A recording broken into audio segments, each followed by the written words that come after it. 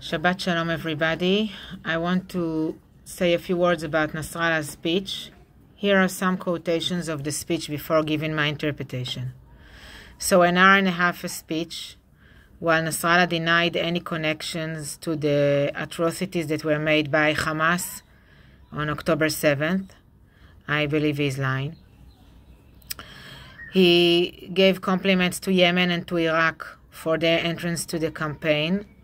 With regard to Iraq, I'm not sure whether he meant only the attacks against the United States in Iraq, or maybe there is something else behind here. He said that the victory of the Palestinians is an interest of all the countries in the region. First and foremost, a national interest of Lebanon. Nasrallah made it very clear that Hezbollah entered to this campaign long ago, actually while it started, and made it very clear that its very limited participation can expand. I'm quoting, "What is happening in the Lebanese border with Israel didn't happen since 2006. Everybody on the border exposed to the daily attacks of Hezbollah, of the communities and the IDF posts against tanks, UAVs, soldiers and positions and infrastructures. Hezbollah is carrying out true war on this border, and those who are on the border is aware of that. Nasrallah claims that Hezbollah succeeded in minimizing reducing the forces that are attacking in Gaza, since they had to stretch and to send double the forces on the borderline as well.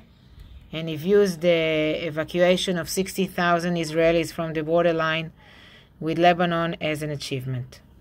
He emphasized that all possibilities on the Lebanese front are open, meaning he will decide when and how to expand, or if. If we go to interpretation, I can say that we can view this speech in two ways.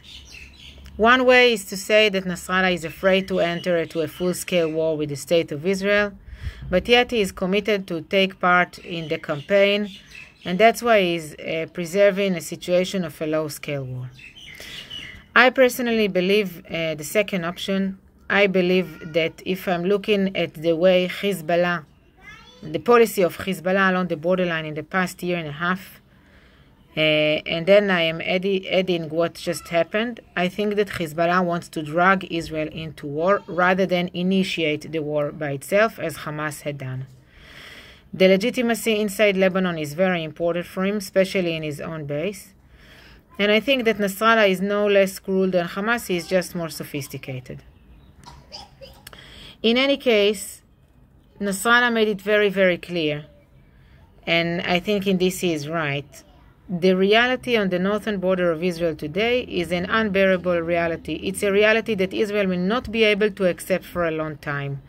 Israel will not be able to accept a situation that 60,000 people that were evacuated from their homes will not be able to go back.